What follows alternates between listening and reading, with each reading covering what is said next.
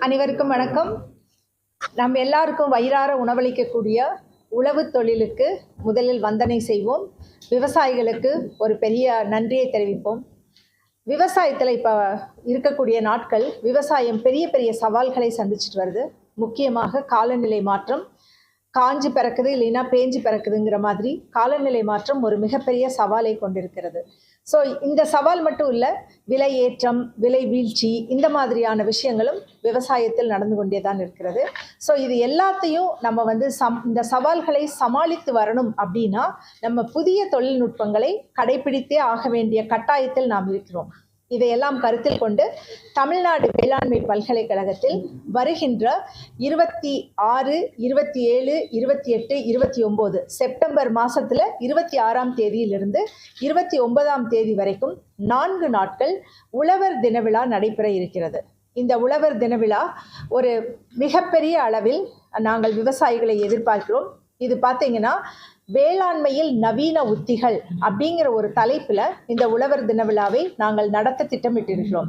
இதில் கண்காட்சிகள், கருத்து காட்சிகள், கலந்துரையாடல், செயல் விளக்கம், இப்படி நிறைய விஷயங்கள் இந்த உழவர் தின விழாவில் பங்கெடுக்க போகுது.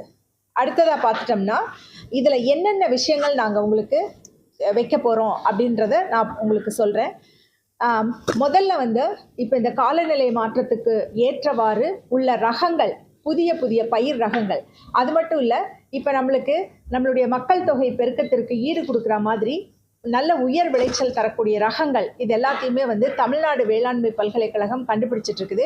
இதற்கேற்ற தொழில்நுட்பங்களையும் எங்கள் விஞ்ஞானிகள் கண்டறிந்து விவசாயிகளுக்கு தயார் நிலையில் வச்சுட்டு இருக்காங்க. ஒவ்வொரு வருஷமும் நாங்கள் இதெல்லாம் ரிலீஸ் பண்ணிட்டு இருக்கோம். இந்த வருடமும் புதிய ரகங்கள், புதிய தொழில்நுட்பங்கள் கண்டுபிடிக்கப்பட்டிருக்குது. இதில் புதிய ரகங்கள், அதே மாதிரி காலநிலைக்கு உகந்த ரகங்கள், இது எல்லாத்தையுமே நாங்கள் காட்சிப்படுத்த திட்டமிட்டு இருக்கிறோம். அது மட்டும் இல்லை, இப்போ தொழில்நுட்பங்கள் அப்படின்னு எடுத்துட்டோம்னா நம்ம கன்சியூமர் ப்ரிஃபரன்ஸுக்கு தகுந்த மாதிரியான தொழில்நுட்பங்களை நாம் கொண்டு வந்துட்ருக்கோம். முக்கியமாக எடுத்துட்டிங்கன்னா இடுபொருட்கள் அப்படிங்கிறது ரொம்ப ரொம்ப முக்கியமான விஷயம். இந்த இடுபொருட்களை பொறுத்த வரைக்கும் இதோட யூஸ் எஃபிஷியன்சி அதிகமாக்குறதுக்கான அனைத்து முயற்சிகளையும் நாங்கள் மேற்கொண்டுட்டு வரோம். வேளாண்மை அப்படின்னு எடுத்துட்டோம்னாலே நீர்ப்பாசனம் அப்படிங்கிறது ரொம்ப இன்றியமையாத ஒன்று.